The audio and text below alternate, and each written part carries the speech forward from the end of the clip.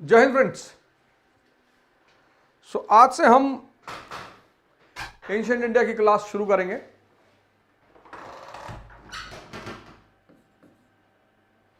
Books का नाम मैं आपको ऑलरेडी बता ही चुका हूं, पर कुछ चीजें मैं फिर से रिपीट कर देता हूं और फिर हम क्लास की शुरुआत करते हैं। एंशिएंट इंडिया कहां से पढ़ेंगे? R S Sharma, old NCERT,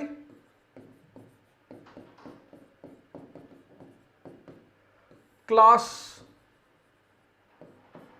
11th। यहां से हम इसकी शुरुआत करेंगे।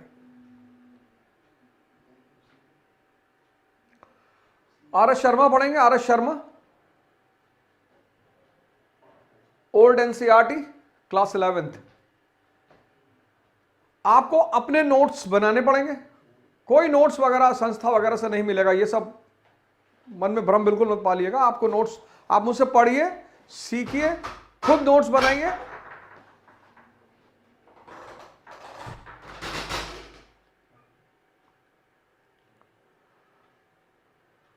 आप मुझसे पढ़िए, सीखिए, नोट्स बनाइए और अपने आप को तैयार करिए। तो जो कहानी मैं शुरू करने जा रहा हूं उसका ये डायग्राम है, इसको आप बना लीजिए। डायग्राम को ऋग्वैदिक पीरियड, लेटर वैदिक पीरियड, यहां से मैं कहानी की शुरुआत करूंगा। 6th century BC, Mauryan period, मौर्यकाल, फिर मौर्योत्तर, पोस्ट मौर्य। यह पहला चरण। फिर यहां से कहानी एक यू टर्न लेगी, एक नए दौर की शुरुआत होगी, गुप्ता पीरियड।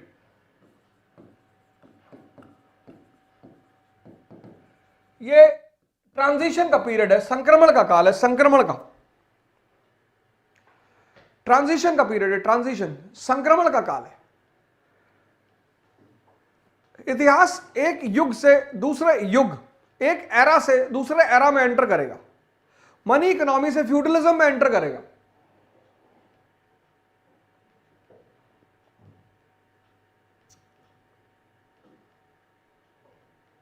तो ये एक एरा से दूसरे एरा में एंटर करेगा, एक युग से दूसरे युग में एंटर करेगा। ठीक? तो गुप्ता पीरियड, फिर गुप्ता पीरियड के बाद पोस्ट गुप्ता, यानी गुप्तोत्तर।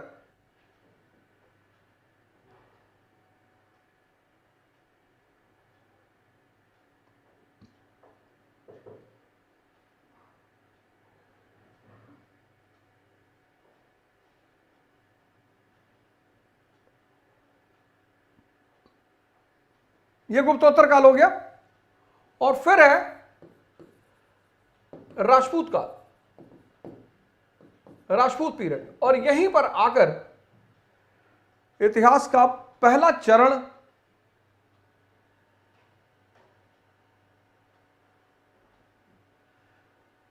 यहीं पर आकर इतिहास का पहला चरण, प्राचीन इतिहास का पहला चरण समाप्त हो जाएगा।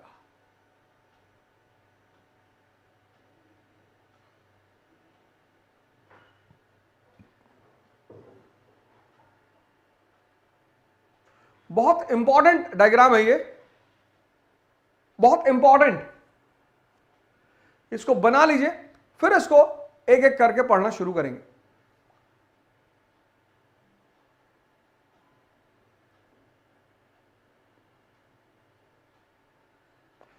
परेशान होने की कोई दिक्कत नहीं है, कोई चिंता करने का विषय नहीं है।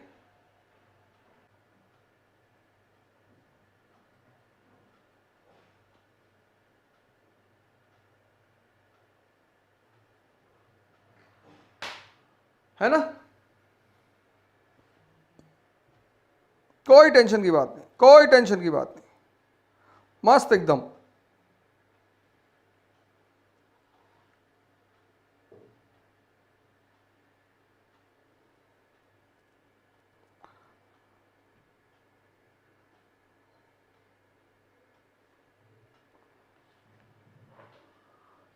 कोई टेंशन, कोई परेशान होने की कोई बात नहीं।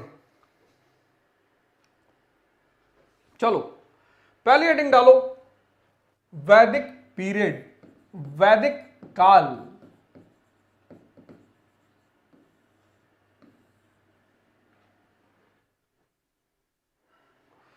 अब वैदिक काल दो भाग में विभाजित है। एक ऋग्वैदिक,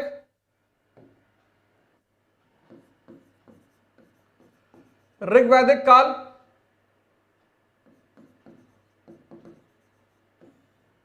और दूसरा लेटर वैदिक काल, उत्तर वैदिक,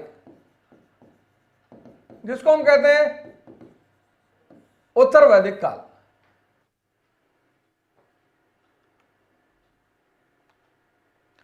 इसका जो टाइम पीरियड है वो है 1500 बीसी से लेकर 1000 बीसी,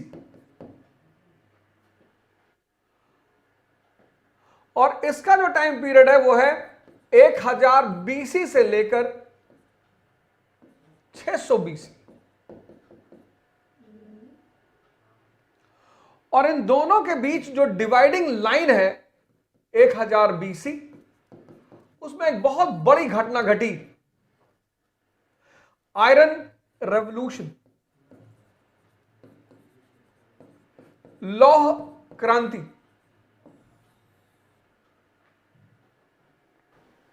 जय हिंद, जय हिंद, जय हिंद, जय हिंद, जय हिंद। जब आदमी शुरुआत करता है तो बड़े प्रश्न होते हैं उसके मन में, बहुत प्रश्न होते हैं। आईएएस की जो लोग तैयारी शुरू करते हैं उनके मन में बहुत प्रश्न होते हैं। और तैयारी जो लोग शुरू करते हैं, मतलब जो पहला स्टेप है, फर्स्ट स्टेप, तैयारी का जो पहला स्टेप है वो ये है कि आप ह्यूमैनिटीज के बेस को तैयार कर लें। ये पहला स्टेप है, क्योंकि 95% लोग हिंदुस्तान में आईएएस की तैयारी करते ही नहीं। 95% लोग हिंदुस्तान में 10+2 तक साइंस पढ़ते हैं। तो ह्यूमैनिटीज को क्यों पढ़ना है और कैसे पढ़ना है, व्हाई एंड हाउ, ये उन्हें पता ही नहीं होता। तो जब उन्हें यह पता ही नहीं होता कि ह्यूमैनिटीज को क्यों पढ़ना और कैसे पढ़ना है, तो जब वो पहली बार पॉलिटी उठाते हैं उनको समझ में नहीं आता कि यार इसमें करना क्या है। इस स्टेप को अगर आपने छोड़ा, पहले स्टेप को, तो आप समझ लीजिए आपका सारा तैयारी किया हुआ प्लान खत्म हो जाएगा। आप ये जो लोग 2 साल 3 साल 4 साल 5 साल तैयारी करते हैं वो इसीलिए होता है क्योंकि उनका जो पहला कदम होता है वही गलत हो जाता है। भाई आपने 12th तक कभी पढ़ा ही नहीं, और 12th में अगर पढ़ा भी तो भारत में ह्यूमैनिटीज कहां स्कूलों में कायदे से पढ़ाई जाती। कहते भैया हिस्ट्री पढ़ के नौकरी नहीं मिलती। ये बात सही है, हिस्ट्री पढ़ के लोग राजा बनते हैं तो नौकरी कहां से मिलेगी। तो यह है पहला चरण, यही चरण है जहां से तुम शुरुआत कर रहे हो, यही चरण है जहां से तुम शुरुआत कर रहे हो। तो ये हमारा पहला चरण होगा। पहला चरण ह्यूमैनिटीज से परिचय, हिस्ट्री क्यों पढ़ना, पॉलिटी क्यों पढ़ना, ज्योग्राफी क्यों पढ़ना, कैसे पढ़ना है। और जैसे ये फाउंडेशन तैयार होगा, मैं तुम लोगों से वादा करता हूं, इसके बाद जो दूसरा चरण होगा, अरे मस्त हो जाओगे तुम लोग कि यार क्या बात है। रीडिंग हैबिट ऐसे डेवलप करो, खड़े होकर पढ़ो वाला गाना है ना, जब नशा छाएगा तब मजा आएगा, रात भर जाम से जाम टकराएगा, जब नशा छाएगा तब मजा आएगा। ऐसे ही दिन भर शब्द से शब्द टकराएगा, जब समझ में आएगा तब मजा आएगा। चिंतन, एनालिसिस, थिंकिंग, दिन भर शब्द से शब्द टकराएगा, जब समझ में आएगा तब मजा आएगा। वर्ल्ड हिस्ट्री नहीं करेंगे, कुछ बातें मैं पहले बता देता हूं जो नहीं करेंगे। वर्ल्ड हिस्ट्री नहीं करेंगे, डिक्लेयर्ड नहीं है, नोट्स नहीं देंगे,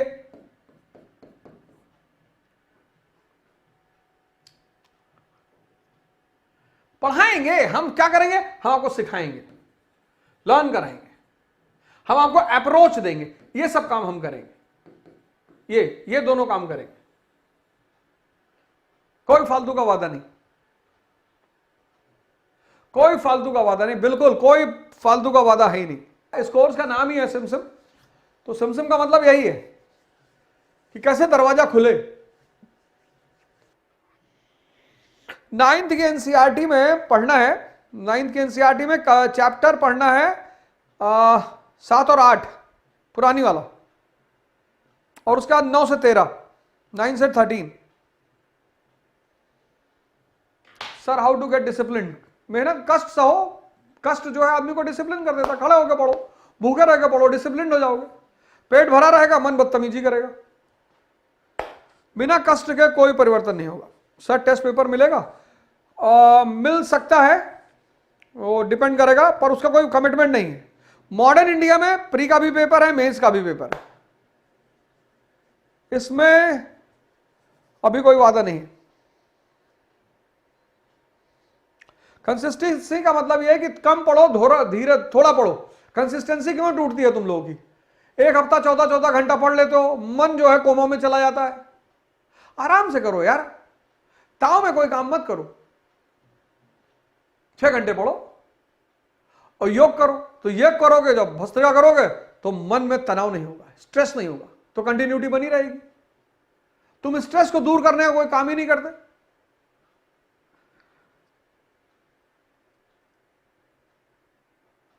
हिस्ट्री ऑप्शनल वालों के लिए न्यू कोर्स लॉन्च होगा, बहुत जल्दी लॉन्च होगा, उस पर यहीं पे सूचना दे दूंगा मैं। हाँ PIQ अगर तुम्हारे पास चीजें हैं तो डेली करो। 4-5 सब्जेक्ट्स का रिवीजन कैसे करें? अरे 4-5 गर्लफ्रेंड से एक साथ कैसे मिलने जाओगे यार? हैं? सबको अलग अलग टाइम दोगे कि सबको एक साथ बुलाओगे? अरे समंदर में तैरना सीख गए राज सिंह, राहुल सिंह, अगर समंदर में तैरना सीख गए तो तालाब में सीखने की जरूरत है? जब हिस्ट्री तुम्हारा ऑप्शनल ही है। हिस्ट्री समझने का बस एक ही तरीका है वैभव, अभी मैं सिखाऊंगा।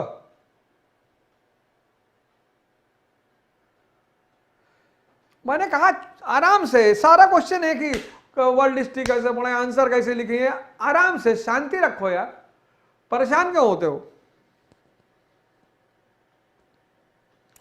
हिस्ट्री का समझने का एक ही तरीका है, अब वो चाहे एंशिएंट हो, चाहे मेडिवल हो, चाहे मॉडर्न हो, चाहे वर्ल्ड हो। तुम और अंशु तुम 11 से प्रिपरेशन शुरू कर रहे हो, बेटा प्रिपरेशन नहीं, अप्रोच सीखो, जी लो थोड़ा सा यार। 11-12 पढ़ो कायदे से, अप्रोच सीखो, पढ़ते कैसे हैं, पढ़ाई का महत्व क्या है। प्रिपरेशन करना तुम BA सेकेंड ईयर से, तब तक तुम अपना बेसिक्स पूरा तैयार कर लो। 2025 की स्ट्रेटेजी शुरू हो चुकी है, पहला स्टेप करा रहा हूं, उसको पूरा करो कायदे से। एनालिसिस करना सीखेंगे हम।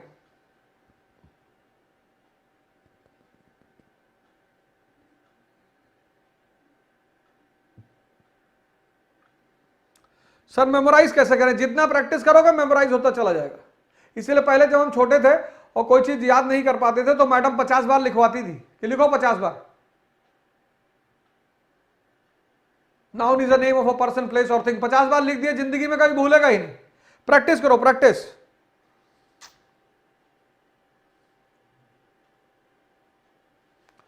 सर मेडिकल हिस्ट्री में महोबा के बारे में कुछ बता रहे हैं? महोबा पूरा महोबा ही बताएंगे, आल्हा उदल का गा तुमको वो सुनाएंगे, आल्हा सुनाएंगे तुमको, जो है आल्हा सुनाएंगे। हम मेडिकल हिस्ट्री जब पढ़ाएंगे तो तुम चिंता। एक साहब पूछे सर अब इंग्लिश मीडियम बैच कब आएगा? जब हिंदी पढ़ा रहे थे तो इंग्लिश पढ़ा रहे थे तो लड़के पूछ रहे थे हिंदी कब आएगा, जब हिंदी पढ़ा रहे तो कह रहा अब इंग्लिश कब आएगा।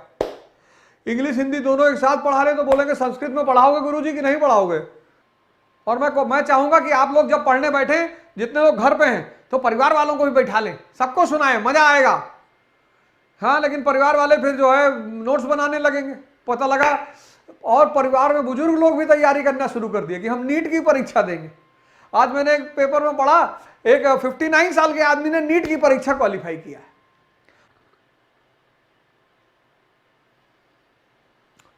हिस्ट्री, ज्योग्राफी, पॉलिटी, इकोनॉमी ही क्यों जरूरी है आईएएस बनने के लिए? इकोनॉमी से राज्य चलेगा, बिना इकोनॉमी के राज्य पैदा ही नहीं होगा। ज्योग्राफी से इकोनॉमी पैदा होगी, ज्योग्राफी और इकोनॉमी से हिस्ट्री बनेगी। क्या देखो, इकोनॉमी से राज्य बनेगा, ज्योग्राफी से इकोनॉमी पैदा होगी। लिख लो हिस्ट्री। बड़ा बढ़िया क्वेश्चन पूछा, किसने पूछा? ये एसएफ जमन ने पूछा क्वेश्चन। महाशय सर, हिस्ट्री, इकोनॉमी, पॉलिटी क्यों पढ़ना है आईएएस बनने के लिए? क्यों पढ़ना जरूरी है? हिस्ट्री से राज्य पैदा होता है, E is equal to E, economy is equal to empire, अर्थव्यवस्था साम्राज्य की मां है। और ज्योग्राफी से इकोनॉमी पैदा होती है, और इकोनॉमी और ज्योग्राफी से इतिहास पैदा होता है। और इकोनॉमी और पॉलिटी को चलाने के लिए, इकोनॉमी और सरकार को चलाने के लिए पॉलिटी की जरूरत पड़ती है। तो ये सब प्रशासन के अंग हैं, इसलिए पढ़ना पड़ता है। लिख लो, लिख लो। ये देखो, ये बोर्ड भी बदतमीज खराब हो गया। नहीं नहीं, खराब नहीं हुआ। ऐसा देखो, इकोनॉमी, बड़ा अच्छा समन साहब ने सवाल किया, economy is equal to E, economy is equal to empire.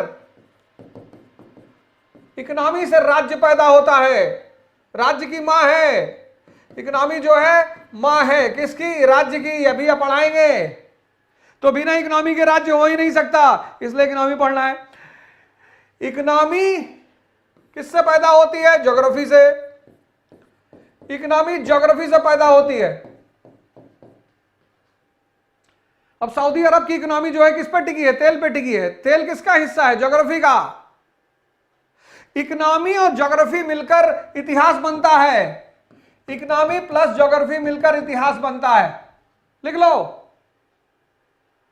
और इकोनॉमी और सरकार चलाने के लिए पॉलिटी की जरूरत होती है। इसीलिए ये चार विषय आत्मा है आईएएस के: इकोनॉमी, पॉलिटी, ज्योग्राफी, हिस्ट्री। एक प्रोग्राम शुरू करने जा रहे हैं, लर्न एंड अर्न। सबको रोजगार देने की कोशिश करेंगे, सबको। और एक एसोसिएशन बनाने जा रहे हैं, अवध हिंद एसोसिएशन।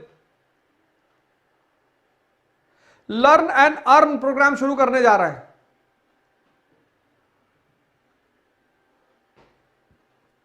बहुत अच्छा प्रोग्राम, भगवान के आशीर्वाद से उसका मैंने एक ब्लूप्रिंट बना लिया है।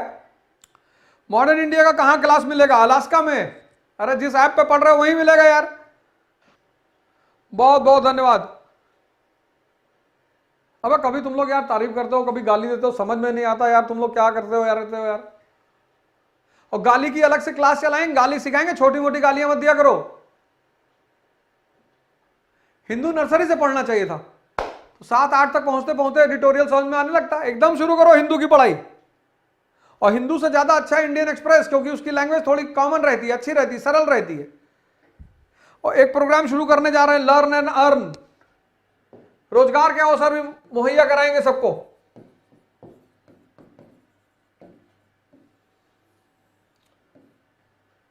ठीक है, एक हफ्ते बाद इसका विमोचन करेंगे और सबको।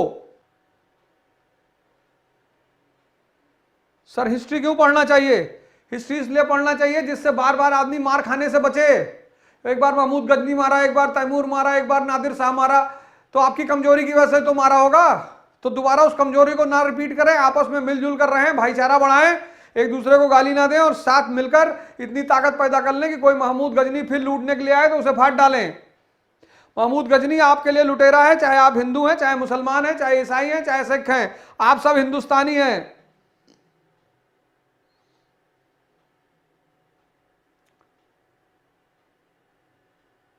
सर मेंस आंसर राइटिंग के लिए क्या करें? स्पीड बहुत कम है। सत श्री अकाल, सत श्री अकाल, जो बोले सो निहाल, सत श्री अकाल।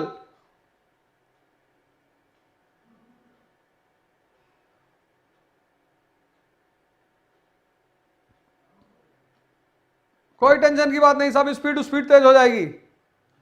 स्पीड की चिंता बिल्कुल नहीं करनी है, और सच पूछो तो कोई चिंता ही नहीं करनी है।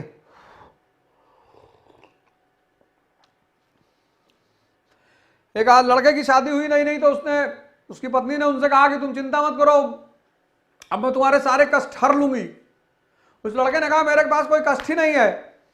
उसने कहा मैं आ गई हूं, हो जाएगा, चिंता मत करो। तो अब तुम लोग चिंता ना करो, क्योंकि अब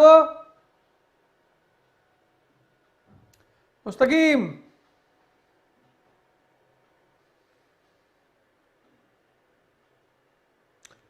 सर वर्ल्ड हिस्ट्री के लिए कोई बुक सजेस्ट कीजिए प्लीज।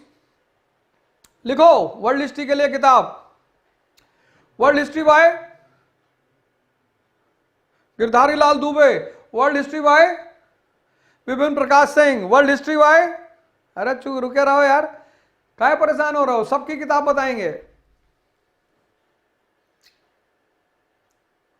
देखा था रे अवध ओझा का जो चैनल है, यथार्थ गीता का प्रवचन चल रहा है, खुद भी सुने, सबको सुनवाएं और सबके जीवन में परिवर्तन लाने की कोशिश करें।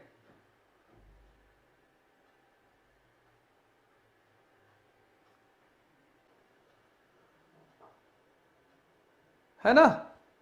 कल हम लोग पहला चैप्टर शुरू करेंगे, वैदिक पीरियड। जय हिंद, जय भारत।